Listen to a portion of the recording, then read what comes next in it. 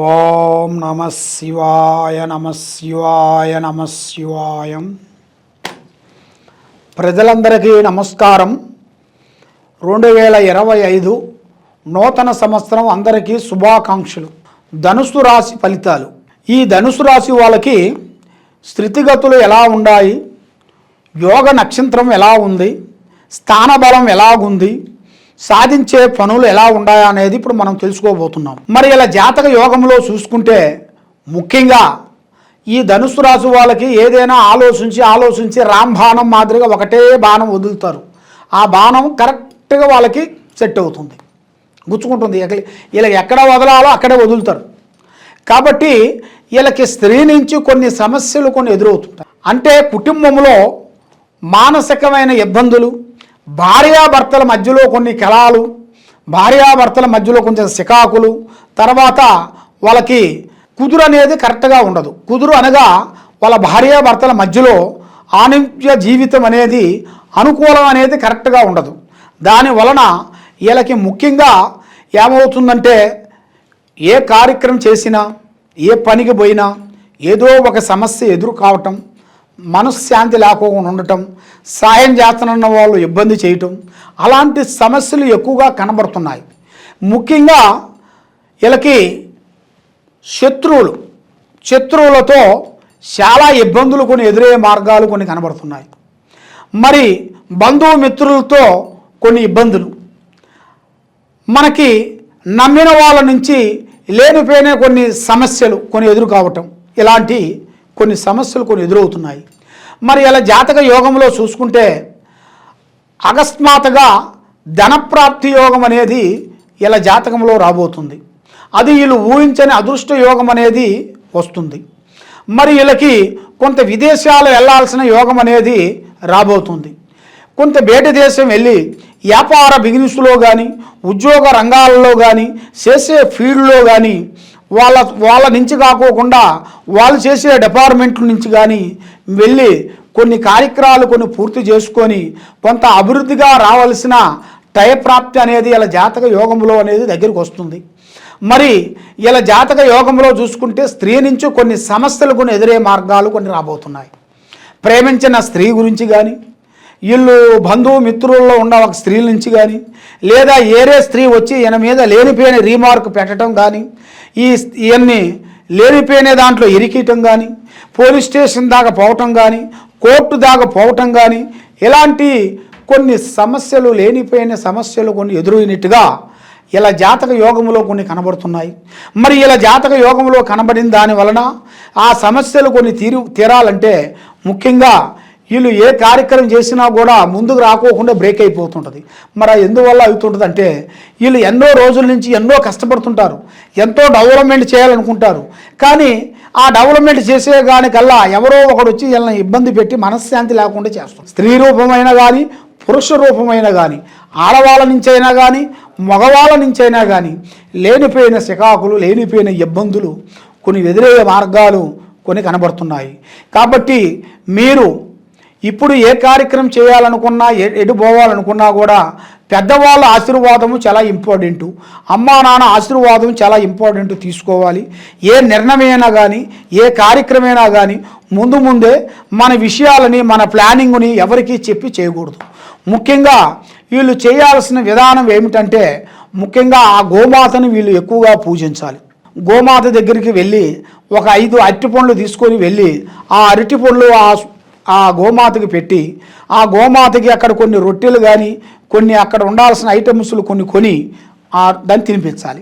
తినిపించిన తర్వాత ముఖ్యంగా గోమాతకి పూజించినట్టుగా అయితే ఇలా మీద ఉండాల్సిన ఎలాంటి మొత్తం ప్రపంచంలో ఉండాల్సిన ఎలాంటి గ్రహదోషాలు కానీ వీళ్ళ మీద నుంచి మొత్తం తొలగిపోతాయి.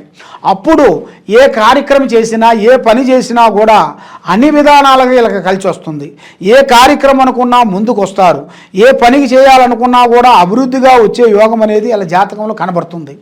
కాబట్టి ఇప్పుడు వీళ్ళ మనస్తత్వం ఎలా ఉందంటే ఎంతలా పనైనా కూడా అవలేలగా చేసేవాళ్ళు కూడా ఎదుటి వాడిని చూడంగానే వీళ్ళకి ఒక ఫీలింగ్, భయం అనేది ఒకటి వచ్చేస్తుంటుంది. అంటే ఆరోగ్య సమస్య ఒకటి కనబడుతుంది, ఆరోగ్య సమస్య ఒకటి ఎదురవుతుంది. దాంతోపాటు ఒక భయం, అంటే మనల్ని ఇబ్బంది పెడతారో, మన స్నేహితులు కానీ మన శత్రువులు ఇబ్బంది పెడతారో, లేనిపోయిన దాంట్లో ఇరికిస్తారో అని మనిషి భయపడుకుంటూ కొన్ని కార్యక్రమాలు చేస్తుంటాడు. కానీ మానవ జీవితం ఇవాళ ఇంట్లో రేపు మట్లో, ఇవాళ ఇంట్లో రేపు మట్లో, మానవ జీవితం చెప్పలేం. కాబట్టి మరి ఎన్ని రోజులు మనం సస్తూ బతుకుతూ భయపడుకుంటూ బతుకుతాం. అందువల్ల మీరు ఏ కార్యక్రమం చేసినా ధైర్యంగా చేయండి. భగవంతుని మీద మీరు భారం పెట్టండి. భగవంతుడు పూజా కార్యక్రమం చేయండి. మీరు ఏ కార్యక్రమం చేసినా, ఏ పనికి వెళ్ళినా, ఎక్కడికి పోయినా అన్ని విధానాలుగా మీకు బాగుండాలి అంటే మీ మీద ఉండాల్సిన కొన్ని దోషాలు కొన్ని కనబడుతున్నాయి. ఆ దోషం వలన కొన్ని కార్యక్రమాలు మీకు ముందు కాకుండా అయిపోతుంది. కాబట్టి మీకు ఆ భగవంతుడు బలం, పూజా బలం, జయ శ్రీరామ్, ఆ జయ శ్రీరాముని మీరు పూజించాలి. దాంతోపాటు శనివారం రోజు శ్రీ వెంకటేశ్వర స్వామి ప్రార్థన చేయాలి.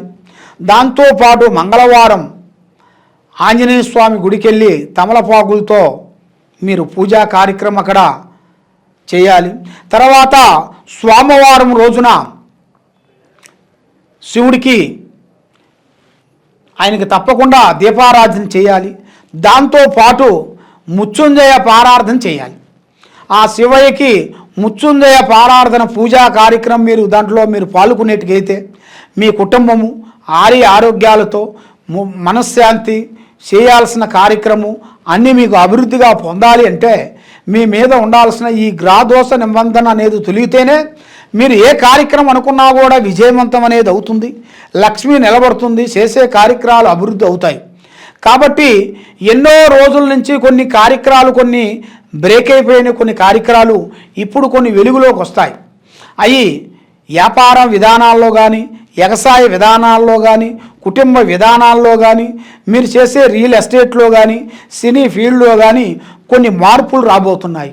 ఇప్పుడు మీకు ఈ సంక్రాంతి నుంచి మీకు అన్ని శుభాలు రాబోతున్నాయి. అంటే మంచి డెవలప్మెంట్ కావాల్సినవి, అభివృద్ధి కావాల్సినవి, మంచి శుభాలు మీరు పొందుతారు. కొత్త వాళ్ళతో మీకు పరిచయాలు అవుతాయి.